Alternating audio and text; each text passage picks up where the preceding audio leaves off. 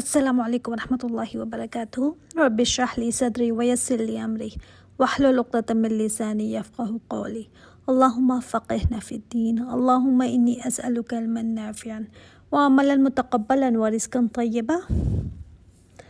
انشاءاللہ تعالیٰ دیکھتے ہیں آیت نمبر 12 سے۔ بسم اللہ الرحمن الرحیم۔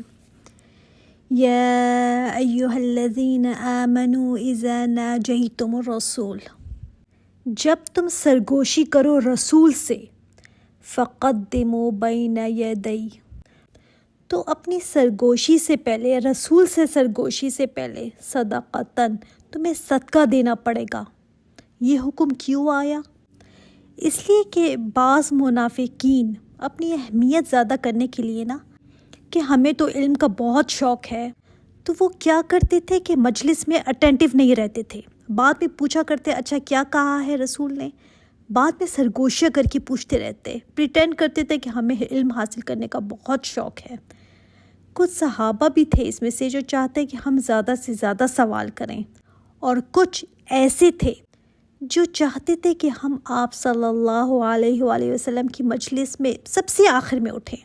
محبت بہت تھی ان کو، تو آخر میں اٹھتے تھے۔ تو اللہ تعالیٰ نے حکم دیا کہ تمہیں سرگوشی کرنے سے پہلے صدقہ کرنا پڑے گا۔ اگر تم نے سرگوشی کرنی ہے رسول سے تو صدقہ پہلے دو۔ اس سے کیا ہوا کہ آپ صلی اللہ علیہ وآلہ وسلم کی تعظیم و تکریم بڑھ گئی، کہ آپ کی بڑی قدر و منزلت ہے۔ آپ صلی اللہ علیہ وآلہ وسلم سے بات کرنا ایسے نہیں کہ کسی عام انسان سے بات کرنا ہو، یہ بہت بڑی بات ہے کہ تم رسول اللہ صلی اللہ علیہ وآلہ وسلم سے بات کرتے ہو، تو تم ایسے ہی سوالات نہ کرتے رہو۔ آپ صلی اللہ علیہ وآلہ وسلم کی پرائیویسی کا بھی خیال کرو، ان کے اوقات کا بھی خیال کرو، ان کے وقت کو ضائع نہ کرو۔ اس طرح آپ صلی اللہ علیہ وآلہ وسلم پر بوجھ بھی نہ ڈالو۔ آپ صلی اللہ علیہ وآلہ وسلم کی اپنی بھی تو زندگی تھی نا، تو کہا گیا چاہے محبت کی وجہ سے ہی صحیح، لیکن ان کے ادب کا خیال کرو، ان کا لحاظ کرو۔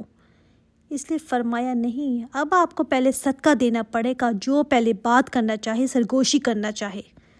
اب جو منافق تھے ان کی تو جان جاتی تھی، مال سے ان کو اتنی محبت تھی، وہ تو کبھی بھی صدقہ نہ کریں، تو وہ تو ویسے ہی بھاگ گئے۔ اس کے بعد تو کبھی وہ بے معنی یا لایانی باتیں، بیکار باتیں کریں گے ہی نہیں۔ دوسرا یہ کہ فقراء کی بھی مدد ہو گئی نا، ان کو صدقہ پہنچ گیا تو اچھی بات ہو گئی۔ پھر مسلمان بھی کثرت سوال سے باز آ گئے، ان کو بھی پتہ چل گیا تھا کہ ہم نے بہت زیادہ سوال نہیں کرنے۔ بعض علماء نے کہا ہے کہ یہ حکم صرف 1 دن کے لیے آیا تھا، پھر منسوخ ہو گیا۔ بعض کہتے ہیں 10 دن کے لیے حکم آیا تھا، لیکن اس پر صرف حضرت علی رضی اللہ تعالیٰ عنہ عمل کر سکے تھے، کیونکہ انہوں نے صدقہ کیا تھا اور آپ صلی اللہ علیہ وآلہ وسلم سے کچھ سوال کیے تھے، اور کوئی اس پر عمل نہیں کر سکا تھا، کیونکہ پھر یہ حکم ہی منسوخ ہو گیا تھا۔ ذَلِكَ خَيْرٌ لَكُمْ وَأَطْهَرُ، اللہ تعالیٰ نے فرمایا تمہارے لیے بہتر بھی یہی ہے اور زیادہ پاکیزہ ہے۔ بہتری کیا تھی کہ جو میں نے آپ کو اوپر بتایا نا کہ پھر بہتری آ گئی تھی، اسی لیے کثرت سوال سے روکا گیا، خاص طور پر وہ سوال جس سے عمل میں تعلق نہیں نا، ایسے سوالات سے پرہیز کرنا چاہیے۔ یہی بات اس وقت بھی ان کو بتائی گئی اور آج بھی سمجھائی جاتی ہے۔ ہاں سوال کریں جو آپ کے عمل سے تعلق ہو۔ تو کہا گیا صدقہ دینا زیادہ بہتر ہے تمہارے لیے اور زیادہ پاکیزہ ہے۔ فَإِن لَمْ تَجِدُوا فَإِنَّ اللَّهَ غَفُورٌ رَحِيمٌ، پھر اگر تم نہ پاؤ تو اللہ تعالیٰ بخشنے والا مہربان ہے بہت۔ یہ بات صحابہ کے لیے بہت بڑی ریلیف تھی کہ جن کے پاس صدقہ کرنے کے لیے کچھ بھی نہیں تھا، کچھ بھی نہیں، ان کے لیے معافی ہے۔ اللہ تعالیٰ نے فرمایا وہ غفور الرحیم ہے۔ لیکن جن کے پاس تھا ان کو کہا گیا پہلے صدقہ کرو گے پھر بات کرو گے۔ اَأَشْفَقْتُمْ أَن تُقَدِّمُوا بَيْنَ يَدَيْ نَجْوَاكُمْ صَدَقَاتٍ، اب دیکھیں یہاں پر منسوخی کی بات آ گئی، اس حکم کو منسوخ کر دیا گیا۔ تو کہا گیا کیا تم ڈر گئے ہو کہ تم آگے بھیجو صدقات کو اپنی سرگوشیوں سے پہلے؟ یعنی تم کیا اس بات سے ڈر گئے ہو کہ اب ہمیں دینا پڑے گا اپنا مال؟ فَإِذْ لَمْ تَفْعَلُوا، پھر اگر تم نہ کر سکو، وَتَابَ اللَّهُ عَلَيْكُمْ، مہربان ہو گیا اللہ تم پر، اللہ نے یہ پابندی اب تم پر سے اٹھا لی ہے، اب اگر تم نہیں بھی کرتے نا تو کوئی نہیں، اللہ نے یہ حکم اب منسوخ کر دیا ہے۔ اس کے بعد سوال خود بخود کم ہو گئے تھے صحابہ کے، ان کو سمجھ آ گئی تھی۔ منافقین کو بھی اچھی طرح پتہ چل گیا تھا، وہ تو پہلے ہی صدقہ دینے میں انٹرسٹڈ نہیں تھے۔ تو اللہ تعالیٰ نے فرمایا فَأَقِيمُوا الصَّلَاةَ وَآتُوا الزَّكَاةَ وَأَطِيعُوا اللَّهَ وَرَسُولَهُ۔ تو ایسا کرو، اپنے فرائض پر توجہ کرو، اپنی نماز قائم کرو، زکوٰۃ ادا کرو، اللہ اور رسول کی اطاعت کرو، یہ ہیں فرائض، ان پر چلو۔ واللہ خبیر بما تعملون، اللہ تعالیٰ باخبر ہے ساتھ اس کے جو بھی تم عمل کرتے ہو، اللہ تعالیٰ جانتا ہے جو بھی تم کرتے ہو۔ عمل دیکھیں، صرف یہ نہیں کہ جو ہم کرتے ہیں وہ عمل ہے، بلکہ انسان کے دل کے خیالات، جو وہ ارادے کرتا ہے، جو وہ پلاننگ بناتا ہے، وہ بھی اللہ تعالیٰ جانتا ہے۔ تو کہا گیا وہ خبیر ہے۔ الم تر الی الذین تولوا قوما غضب اللہ علیہم، کیا تم نے ان لوگوں کو نہیں دیکھا جو ان کو دوست بناتے ہیں جن پر اللہ تعالیٰ غضبناک ہوا؟ کن پر اللہ غضبناک ہوا؟ یہود پر۔ یہ منافقین کو کہا گیا ہے جو جا جا کر دوستیاں کرتے ہیں یہود سے۔ کیوں دوستی کرتے تھے یہ یہود سے؟ یہودیوں کے پاس بہت مال تھا، یہ مال کے حریص تھے منافقین، تو ان کو ادھر سے کچھ فائدے مل جائیں، جیسے لوگ ہوتے ہیں نا مالداروں کے ساتھ کانٹیکٹس رکھے ہوئے ہوتے ہیں کہ کل کل کو ہمیں بھی فائدہ ملے گا، تو ان کے ساتھ منافقین دوستیاں کرتے ہیں، جبکہ اللہ کا تو غصہ ہے یہود پر، لیکن یہ ان کے اندر جا کر گھستے ہیں، مسلمانوں کے راز ان کو جا کر بتاتے تھے۔ تو اللہ تعالیٰ نے فرمایا ما ہم منکم ولا منہم، نہ وہ تم میں سے ہیں اور نہ ان میں سے، ان سے بھی سنسیئر نہیں تھے۔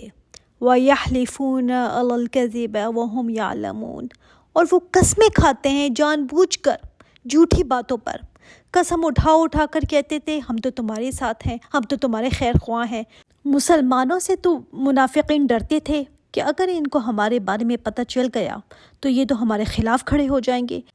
دوسری جگہ اللہ تعالیٰ نے فرمایا نا کہ یہ تو تذبذب میں ہے، نہ ان کو سمجھ آتی ہے ادھر جائیں، نہ ان کو سمجھ آتی ہے کہ ادھر ہو جائیں، ان کو بھی راضی کرنا ہے، ان کو بھی راضی رکھنا ہے۔ ان کے پاس فائدے ہی ان کو نظر آتے تھے، اس لیے ان کے پاس جا جا کر گھستے تھے۔ اللہ تعالیٰ نے فرمایا اعد اللہ لہم عذابا شدیدا، اللہ تعالیٰ نے تیار کر رکھا ہے ان کے لیے شدید عذاب، ایسے منافقین کے لیے۔ انہم ساء ما کانوا یعملون، بے شک بہت برا ہے جو وہ عمل کرتے ہیں۔ اس طرح کے جو کام کرتے ہیں نا، اللہ تعالیٰ چاہتے ہیں مومن کلیئر ہو، یہ نہیں کہ ادھر بھی اور ادھر بھی، دو کشتیوں کا سوار نہیں۔ ان کو بھی خوش کر لوں، ان کو بھی، کیا پتہ کل کو وہ ہمارے کام آ جائیں، ان کو بھی ناراض نہ کرو۔ یہ کیسا ایمان ہے؟ ایمان تو وہ ہوتا ہے جو لاؤڈ اور کلیئر ہو، سینہ ٹھونک کر ہو کہ ہاں میں مسلمان ہوں، مجھے کسی کا ڈر نہیں ہے۔ ہاں صرف اس سچویشن میں جائز ہے چھپانا جہاں پر جان کا خطرہ ہو، جیسے مکی حالات تھے۔ آج تو کوئی ایسے حالات نہیں ہے نا جو آج چھپاتا پھرے کہ میں مسلمان ہوں۔ اگر آج کوئی چھپاتا پھرتا ہے تو وہ اس لیے تاکہ مجھے فائدے مل سکیں، یا میری جاب نہ چلی جائے، یا میرے ساتھ کوئی ڈسکریمنیشن نہ ہو جائے۔ جو صرف مفاد کے لیے یہ کہتا ہے کہ اپنا ایمان چھپا لو، اللہ تعالیٰ کو تو ایسا ایمان نہیں چاہیے۔ اتخذوا ایمانہم جنۃ، انہوں نے اپنی قسموں کو اپنا ڈھال بنا لیا ہے۔ کیسے؟ وہ مسلمانوں کے غضب سے بچنے کے لیے قسمیں کھایا کرتے تھے، قسموں کو انہوں نے ڈھال بنایا ہوا تھا، قسمیں کھا کھا کر مسلمانوں کو یقین دلاتے تھے کہ ہم تو تمہارے ساتھ ہیں، ہم تو تمہارے ساتھ سنسیئر ہیں، یعنی قسمیں کھا کھا کر، تاکہ مسلمانوں کو شک نہ ہو جائے۔ اس لیے یہاں پر کہا گیا کہ یہ قسموں کو ڈھال بناتے ہیں۔ فصدوا عن سبیل اللہ، انہوں نے روکا اللہ کے راستے سے، ایسی باتیں کرتے تھے لوگوں کو تاکہ لوگ اسلام سے رک جائیں، شبہات پیدا کرتے تھے، کہتے تھے کیا ضرورت ہے تمہیں اپنی جان خطرے میں ڈالنے کی، کیا ضرورت ہے پیچھے پیچھے رہو، کیا ضرورت ہے موت کے منہ میں اپنا ہاتھ ڈالتے ہو۔ فَلَهُمْ عَذَابٌ مُّهِينٌ، ان کے لیے رسوا کن اہانت والا عذاب ہے۔ دوسرا یہ کہ ان کے کردار ایسے تھے کہ لوگ ان کو دیکھ کر اسلام سے بھاگتے تھے۔ لن تغنی عنہم اموالہم ولا اولادہم من اللہ شیئا، اللہ تعالیٰ نے فرمایا ان کو ان کا مال اور ان کی اولاد کوئی کام نہیں آئے گی اللہ کے ہاں کچھ بھی۔ کیوں یہ اسلام سے بھگتے تھے؟ کیوں یہ یہودیوں کے اندر جا جا کر گھستے تھے، ان سے دوستیاں بڑھاتے تھے؟ کہ ان کو فائدہ مل جائے، مال کے پیچھے جاتے تھے نا، مال ان کو بہت عزیز تھا۔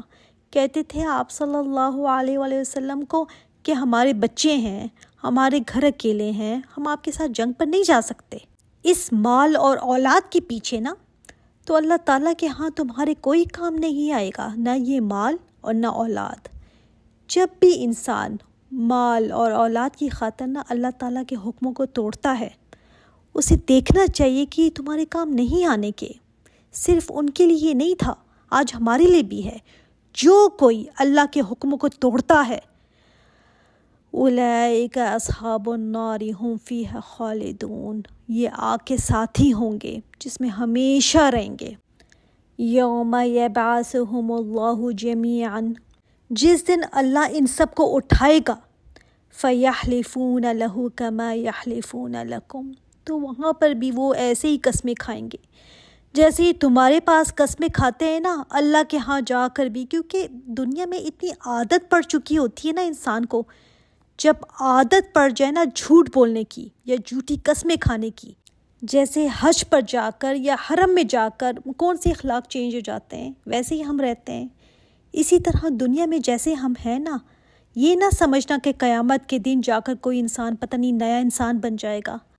یہ یہاں پر دنیا میں قسمیں کھا کھا کر یقین دلاتے تھے، جھوٹی قسمیں کہ ہم مسلمان ہیں، ہم تو تمہاری سائڈ پہ ہیں، تمہارے خیر خواہ ہیں۔ اسی طرح ادھر جا کر اللہ کے سامنے یہ قسمیں کھائیں گے اور قسمیں کھا کھا کر یقین دلانے کی کوشش کریں گے۔ خود لوگوں کو یہاں پہ کہتے ہوئے سنا ہے کہ ہم زیادہ نہیں پڑھتے، ایسی چیزیں اگر ہمیں پتہ چل جائیں تو پھر ہمیں عمل کرنا پڑے گا، اس لیے ہم پڑھتے ہی نہیں ہیں۔ تو اللہ تعالیٰ ان کی یہ باتیں نہیں سن رہا۔ کیا وہ کہہ رہے ہوتے ہیں؟ جو بہانے وہ یہاں پر سوچ رہے ہوتے ہیں اور سوچتے ہیں کہ وہاں جا کر میں یہی کہہ دوں گی اور وہ ایکسیپٹ کر لے گا اس کو۔ اللہ اکبر۔ وَيَحْسَبُونَ أَنَّهُمْ عَلَى شَيْءٍ، وہ سمجھتے ہیں کہ وہ کسی چیز پر ہیں۔ کیا مطلب ہے کسی چیز پر ہیں؟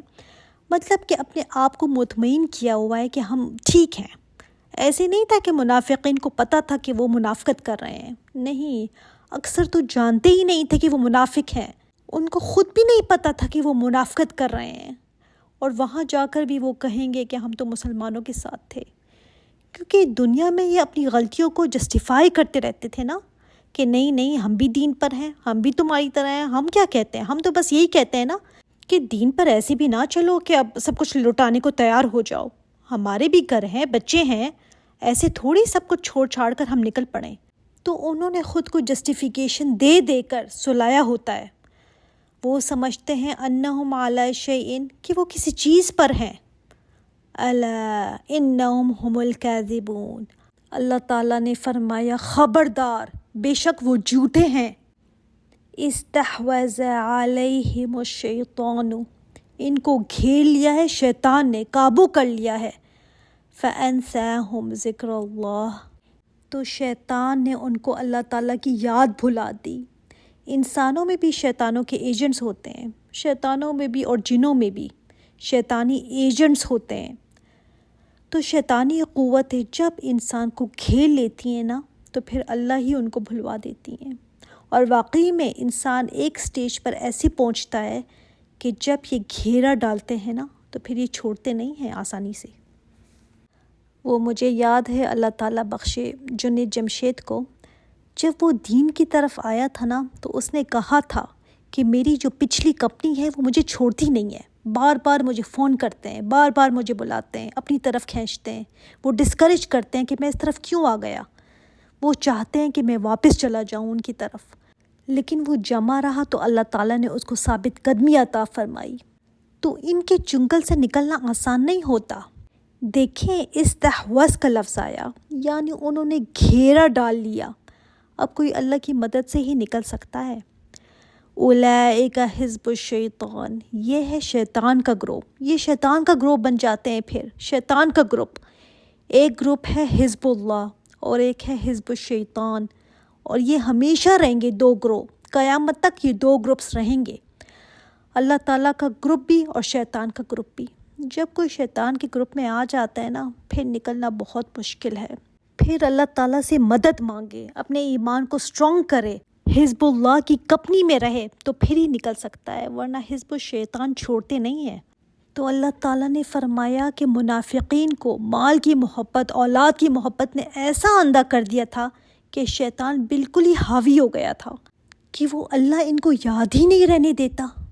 الا سن لو ان حزب الشیطان هم الخاسرون، بے شک شیطان کا گروہ وہی خسارہ پانے والے ہیں. ان الذین یحادون اللہ ورسولہ اولئک فی الاذلین، جو لوگ اللہ اور اس کے رسول کی مخالفت کرتے ہیں، ان سے مقابلے بازیاں کرتے ہیں، یہی لوگ رسوا ہونے والے ذلیل ہیں. اذلین، ذلیل ترین مخلوق ہیں، یہ سب سے زیادہ ذلت والے. کہ اللہ رسول سے مقابلہ کرو گے تم. کتب اللہ لأغلبن انا ورسلی، اللہ تعالیٰ نے تو لکھ دیا ہے کہ غالب تو اللہ اور اس کے رسول ہی ہوں گے. یعنی ایک غلبہ ہے تلوار کے ذریعے اور ایک غلبہ ہے دلیل کے ساتھ. حق ہی غالب آ کر رہے گا، چاہے آپ کو دنیا میں کچھ عرصہ لگے کہ حق تو دب رہا ہے، لیکن حق زیادہ دیر نہیں دبتا. ایٹ دی اینڈ حق ہی غالب آتا ہے. اور آپ دیکھیں نا، جب عاد کی قوم، سمود کی قوم، نوح علیہ السلام کی قوم ڈوبی ہے تو بچے کون تھے؟ غالب کون آئے تھے؟ رسول اور ان کے پیروکار نا، ان کے فالورز، وہی غالب آئے تھے. یہاں پر خاص طور پر اللہ اور اس کے رسول کی بات کی گئی ہے کہ وہی غالب آنے والے ہیں. کبھی اس دھوکے میں نہ آنا کہ آج اسلام کا حال کیا ہو گیا ہے، مسلمانوں کا حال کیا ہو گیا ہے، اسلام شاید کسی کام کا نہیں ہے. کچھ لوگ پوچھتے ہیں نا کہ اسلام اگر اتنا سچا ہے تو آج لوگوں کی پھر یہ حالت کیوں ہے، مسلمان ایسے کیوں ہیں؟ تو ہمیشہ سے اس کی یہ حالت نہیں تھی اور نہ ہمیشہ ایسی رہے گی. ایک دن اسی کا غلبہ آنا ہے جب حضرت عیسیٰ علیہ السلام واپس آئیں گے. تو ان اللہ قوی عزیز، بے شک وہ قوت والا ہے، زبردست ہے، وہ قوت والا بھی ہے. تو غلبہ تو قوت والے کا ہی ہوتا ہے نا، اور کس کا ہوتا ہے؟ تو سب سے زیادہ تو قوت والا وہی ہے. آخری آیت ویری امپورٹنٹ، محبتوں کو ڈیفائن یہاں پر کر دیا گیا ہے کہ کس کی محبت کس کے ساتھ سب سے زیادہ ہونی چاہیے. یہ ہے ایمانی غیرت کے اوپر آیت. یہ وہ آیت ہے کہ کسی کے بتانے کی ضرورت نہیں ہے. جب انسان کے اندر ایمان ہوتا ہے نا تو یہ چیز خود بخود آ جاتی ہے، خود بخود. لا تجدو، نہیں تم پاؤ گے. دیکھیں یہاں پر حکم نہیں دیا گیا کہ تم نے ایسے نہیں کرنا. یہ نہیں کہا گیا یا ایھا الذین آمنو کر کے حکم نہیں دیا گیا، بلکہ کہا گیا لا تجدو، اے نبی آپ پائیں گے ہی نہیں. کیا؟ کس کو؟ قومن، ایک قوم کو، یؤمنون باللہ والیوم الآخر، جو ایمان رکھتی ہو اللہ پر اور آخرت کے دن پر. یوادون من حاد اللہ ورسولہ، کہ وہ محبت رکھتے ہوں ان سے جو مخالفت کرتے ہیں، مقابلے کرتے ہیں، گٹھ جوڑ کرتے ہیں، محاذرایہ کرتے ہیں اللہ اور رسول کے خلاف. تو ایمان والے کبھی ان سے محبت نہیں کر سکتے، یہ ہو ہی نہیں سکتا، کیونکہ ایک دل کے اندر ایمان اور ایسے لوگوں سے محبت جو اللہ اور رسول کے خلاف کھڑے ہوتے ہیں وہ جمع ہو ہی نہیں سکتے. کیسے ہو سکتا ہے کہ ایک دل کے اندر ایمان بھی ہو اور پھر ایسے لوگوں سے محبت بھی ہو؟ یہ جمع ہو ہی نہیں سکتے. کیسے ہو سکتا ہے بھائی کہ آپ کو اللہ اور رسول پر ایمان ہو اور جو پھر ان کے خلاف بولنے والے ہیں، جو رسول پر طعن کرتے ہیں، رسول کے خلاف باتیں لکھتے ہیں، ان کے خلاف باتیں بناتے ہیں. بعض ایسے ہیں جو خود کو مسلمان کہتے ہیں، وہ جو کافر تھے ان کو بھی یہ باتیں بنانی نہ آئیں جو آج ہمارے مسلمان بناتے ہیں. آپ صلی اللہ علیہ وآلہ وسلم کی کریکٹر پر کیسی باتیں کرتے ہیں، ان کی زندگی کو لے کر کیا کیا باتیں کرتے ہیں، اور کافر تو پھر کافر ہی ہیں. اللہ تعالیٰ نے فرمایا ایسا ہو ہی نہیں سکتا کہ جس کے اندر ایمان ہو وہ ایسے لوگوں سے محبت رکھے، کبھی نہیں ہو سکتا. یہ ہے ایمانی غیرت جو ہر مسلمان میں ہونی چاہیے. تم پاؤ گے ہی نہیں جو کہے نا کہ ہاں میں مسلمان ہوں لیکن مجھے ان سے دوستیاں بھی بڑی اچھی لگتی ہیں، ان کی کمپنی میں انجوائے کرتا ہوں، خوش ہوتا ہوں، مجھے مزہ آتا ہے، تو پھر سمجھ لو اس کے اندر ایمان نہیں ہے، کیونکہ ایسا ہو ہی نہیں سکتا۔ اللہ تعالیٰ نے فرما دیا یہ، سبحان اللہ، اتنی بڑی بات کہہ دی، چاہے وَلَوْ كَانُوا آبَاءَهُمْ أَوْ أَبْنَاءَهُمْ أَوْ إِخْوَانَهُمْ أَوْ عَشِيرَتَهُمْ، چاہے وہ ان کے آباء و اجداد ہی کیوں نہ ہو، ان کے باپ بیٹے، ان کے بھائی یا خاندان والے ہی کیوں نہ ہو، چاہے خاندان میں کوئی بھی ایسا بندہ ہو جو اللہ رسول کی مخالفت کرتا ہے۔ عام غیر مسلموں کی یہاں پہ بات نہیں ہو رہی، خاندان میں چاہے باپ ہو، چاہے کوئی بیٹا ہو، چاہے بھائی ہو، ان میں سے کوئی بھی اللہ رسول کی مخالفت کرے، ان سے مقابلے پر اتر آئے، ان کے حکموں کو توڑنے کا کہے۔ ہم تو اتنے کمزور ہیں نا کہ ہمارے بچے کچھ کہہ دیں تو ہم کہتے ہیں بھائی کیا کریں، اب بچوں کو بھی دیکھنا پڑتا ہے، بچے خفا ہو جاتے ہیں۔ یہاں پر اتنی بڑی بات کہی گئی، آپ اس سے اندازہ کریں کہ جنگ بدر پہ جب کفار مسلمانوں کے آمنے سامنے آئے تھے نا، اس وقت وہ سارے ان کے رشتہ دار تھے، ان کے خاندان والے تھے، ان کا باپ بھائی تھے، جب آمنے سامنے کھڑے ہوئے تھے نا، ہماری طرح دیکھیں وہ رشتے نہیں تھے، ان کے لیے قبیلہ خاندان والے ایسے ہوتے تھے۔ آپ دیکھیں چچا ہیں ابو طالب، تو آپ صلی اللہ علیہ وآلہ وسلم کی کفالت انہوں نے کی۔ آپ صلی اللہ علیہ وسلم نے اپنے چچا کو دیکھ کر کہ ان کے گھر میں اتنے سارے بچے ہیں تو انہوں نے حضرت علی رضی اللہ تعالیٰ عنہ کو لے لیا، ان کی کفالت کا ذمہ لیا۔ آج کوئی چچا ہو تو اپنے یتیم بھتیجے کا کیا حال کرے، پوچھے گا بھی نہیں۔ اس وقت قبیلے والے کے کسی ایک فرد کی دشمنی ہو جاتی تھی کسی سے تو سارے قبیلے والے دشمنی رکھتے تھے۔ اس سینیریو میں آپ اندازہ کریں کہ جنگ میں ان کے باپ بھائی ان کے سامنے ہیں، ایسے وقت میں حضرت عبیدہ بن جراح جو جنگ بدر میں جنہوں نے اپنے باپ کو اپنے ہاتھ سے قتل کیا، حضرت عمر رضی اللہ تعالیٰ عنہ نے اپنے ماموں کو قتل کیا تھا، معصب بن عمیر نے اپنے بھائی کو قتل کیا تھا، اور حضرت ابو بکر صدیق رضی اللہ تعالیٰ عنہ کے بیٹے اس وقت مسلمان نہیں ہوئے تھے، تو حضرت ابو بکر صدیق رضی اللہ تعالیٰ عنہ اس کے مقابلے میں جانا چاہ رہے تھے، لیکن آپ صلی اللہ علیہ وآلہ وسلم نے روک دیا کہ تم نہیں جاؤ گے، تو آپ صلی اللہ علیہ وآلہ وسلم نے منع فرما دیا تھا۔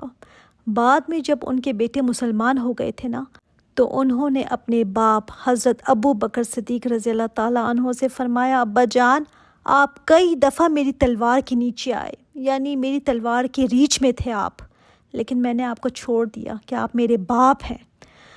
حضرت ابو بکر صدیق رضی اللہ تعالیٰ عنہ نے فرمایا، لیکن اگر تو میری تلوار کے نیچے آ جاتا نا تو میں کبھی تجھے نہ چھوڑتا۔ یہ ہے ایمان۔ تو اللہ تعالیٰ نے فرمایا کہ تم نہیں دیکھو گے وہ جو اللہ اور رسول کے بارے میں کوئی نازیبا بات کہتا ہے اور ایمان والوں کو محبت ہو ان کے ساتھ، چاہے وہ تمہارے اپنے رشتہ دار ہی کیوں نہ ہوں۔ اولئک کتب فی قلوبہم الایمان، یہ وہ لوگ ہیں جن کے دلوں میں اللہ نے ایمان کو لکھ دیا ہے، نقش کر دیا ہے، سبحان اللہ، ان کا ایمان پکا ہے۔ وَأَيَّدَهُمْ بِرُوحٍ مِّنْهُ، اور تائید کی، مدد کی ان کی روح کے ساتھ۔ روح سے مراد علماء کہتے ہیں کہ اللہ تعالیٰ کی مدد، اللہ تعالیٰ کی مدد ان کے ساتھ ہوتی ہے، پھر ایسے لوگوں کے ساتھ اللہ تعالیٰ کی خاص مدد ہوتی ہے۔ اللہ تعالیٰ نے ایک تو ان کو انعام دیا ہے نا کہ ایمان ان میں راسخ کر دیا، لکھ دیا ان کے دلوں پر ایمان، اور ان کے ساتھ ساتھ اللہ کی خاص مدد ہوتی ہے، خاص مدد۔ اور کیا؟ وَيُدْخِلُهُمْ جَنَّاتٍ تَجْرِي مِن تَحْتِهَا الْأَنْهَارُ خَالِدِينَ فِيهَا، یہ وہ لوگ ہیں جن کو داخل کرے گا اللہ باغوں میں جن کے نیچے نہریں بہتی ہیں، اس میں ہمیشہ رہیں گے۔ رضی اللہ عنہم ورضوا عنہ، سب سے بڑا انعام، سب سے بڑا انعام تو یہ ہے کہ اللہ ان سے راضی ہو گیا، ایسے لوگوں سے راضی ہو گیا، اللہ راضی ہو گیا اور وہ اللہ سے راضی ہو گئے۔ اللہ ان سے کب راضی ہوا؟ ہاں، کب؟ جس وقت انہوں نے اللہ کی خاطر پوری دنیا کو ناراض کیا، پوری دنیا کو، چاہے اپنا باپ ہے، بیٹا ہے، ہمیں نہیں پرواہ، ناراض ہوتے تو ہوتے رہیں۔ لیکن میں اللہ رسول پر کمپرومائز نہیں کروں گی۔ تب اللہ ان سے راضی ہوا۔ ان کو اللہ نے یہ صلہ دیا کہ پوری دنیا تم سے کٹ جائے مگر میں تم سے راضی ہوں۔ سبحان اللہ، پوری دنیا چاہے تمہارے ہاتھ سے چلی جائے۔ اللہ ہمارے تو تھوڑی سی خلاف ہوا چلے نا تو جلدی سے ہم سب کچھ چھوڑ چھاڑ کر بیٹھ جاتے ہیں۔ جو فتنوں کا وقت اور زیادہ آ رہا ہے نا، اس میں کیسے ہم کھڑے رہ سکیں گے؟ اولئک حزب اللہ، یہ ہے اللہ کا گروپ۔ ایک تھا شیطان کا گروپ، یہ ہے اللہ کا گروہ، اللہ کی پارٹی والے ہیں یہ۔ تو تم اللہ کی پارٹی میں شامل نہیں ہونا چاہو گے؟ اللہ کی پارٹی میں آنے کے لیے سب کو پیچھے کرنا پڑے گا، کسی کو پریفر نہیں کرنا اللہ رسول کی بات پر۔ سب کی بات نیچے، چاہے کوئی بھی ہو، چاہے ماں باپ ہے، چاہے اولاد ہے، چاہے بھائی ہے، شوہر ہے، سب نیچے ہوں گے، اوپر نہیں۔ تب حزب اللہ میں آ سکتے ہیں ہم، حزب اللہ میں ایسے ہی نہیں آ سکتے۔ اللہ سن لو، حزب اللہ ہم المفلحون۔ کتنی پیاری بات پر صورت ختم ہوئی نا، کہ حزب اللہ وہی تو کامیاب لوگ ہیں، اللہ کی جماعت ہی کامیاب ہے۔ بہت ہی پیاری صورت ہے یہ۔ سبحانک اللہم و بحمدک، اشہد ان لا الہ الا انت، استغفرک و اتوب الیک۔ السلام علیکم ورحمۃ اللہ وبرکاتہ۔